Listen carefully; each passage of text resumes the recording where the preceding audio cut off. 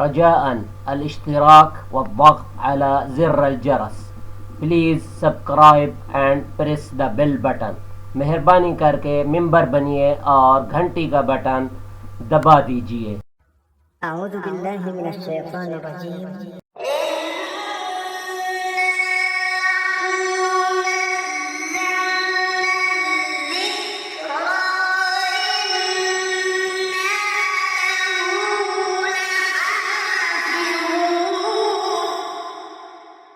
صدق اللہ العظیم.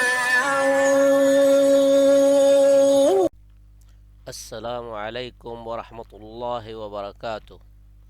دوستو، آج ہمارے پاس نیا سبق ہے اور یہ بھی ہماری ووکیبلری یا خزینہ الفاظ بنانے کے لیے ہے، اور اس میں ہم ھذا اور ھذہ کا بھی استعمال دیکھیں گے، اور سوال بنانے کا جو ہم نے پچھلے سبق میں طریقہ سیکھا ہے وہ بھی ہم یہاں آپ کو بتا دیں گے کہ سوال کیسے کیا جاتا ہے. مثال طور جیسے آپ کہتے ہیں یہ کیا ہے، تو جواب ملتا ہے یہ ہاتھ ہے. ہمارے پاس آج جو ہے انسانی جسم کے حصے ہیں، تو اردو میں پہلے آپ کو کہہ رہے ہیں، تو بسم اللہ الرحمن الرحیم کر کے آج کا سبق شروع کرتے ہیں. تو عربی میں جناب کہتے ہیں اعضاء جسم الانسانی. یہ ہم گرامر کے مطابق پڑھ رہے ہیں زیر زبر کے ساتھ. اعضاء جسم الانسانی. سادہ ہم پڑھیں گے عام زبان میں اعضاء جسم الانسان، اور نیچے ہم نے اس کو ٹرانسلیٹ کر کے دیا ہوا ہے انسانی جسم کے حصے، اور آگے انگلش میں بھی ہیومن باڈی پارٹس کا آپ کو دیا گیا ہے. تو صرف ہم یہاں عربی پروناؤنس کریں گے، باقی اردو اور انگلش جو ہے وہ آپ کے سمجھنے کے لیے ہے، اور ہمارا جو پروناؤنسیشن یا تلفظ ہے وہ سب عربی کے لیے ہے.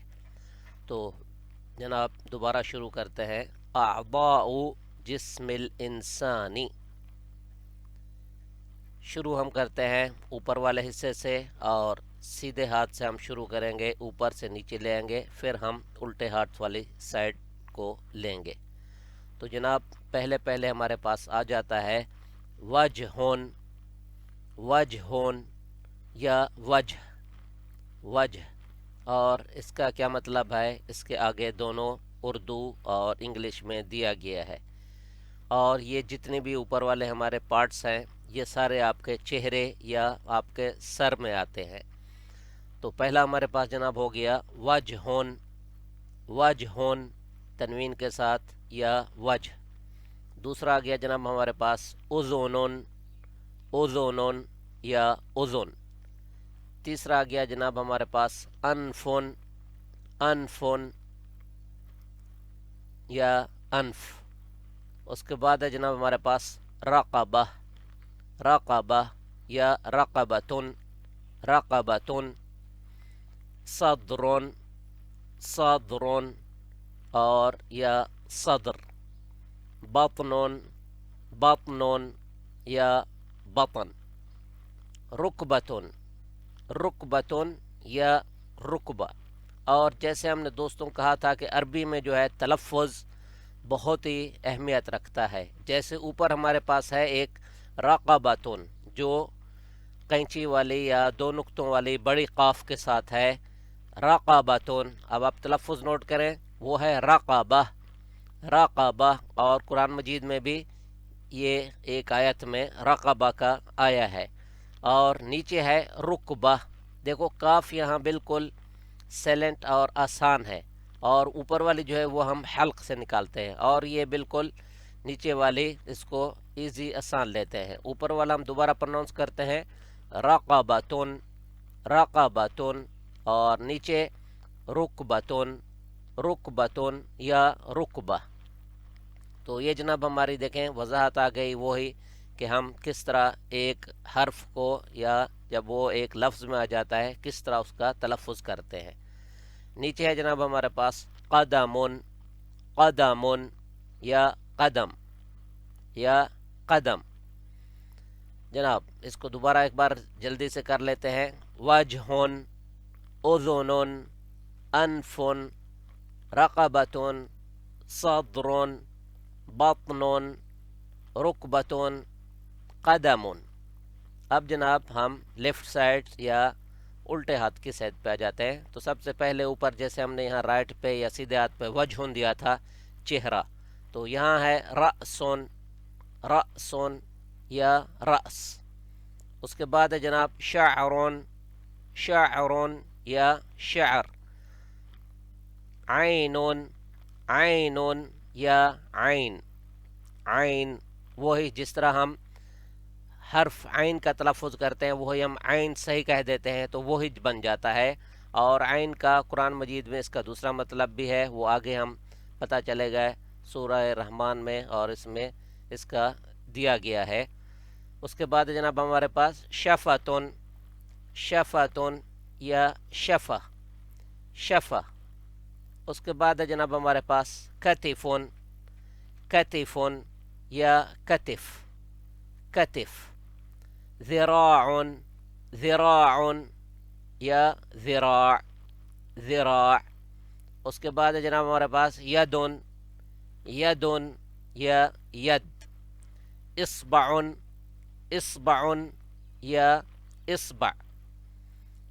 نیچے آ جاتے ہیں ساقن، ساقن یا ساق. کعبن، کعبن یا کعب. تو یہ جناب ہم نے ساتھ تنوین کے ساتھ بھی پڑھے ہیں اور اس کو عام اس میں سیلنٹ کر کے بھی پڑھا ہے. تو ایک بار ہم پورے سب یہ تنوین کے ساتھ اور اس کے بعد سیلنٹ کر کے پڑھ لیتے ہیں.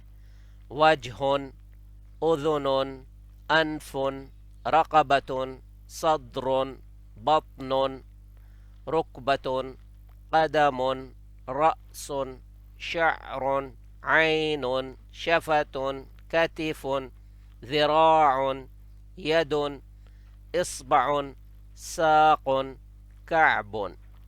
اب ہم ان کو سیلنٹ کر کے پڑھتے ہیں.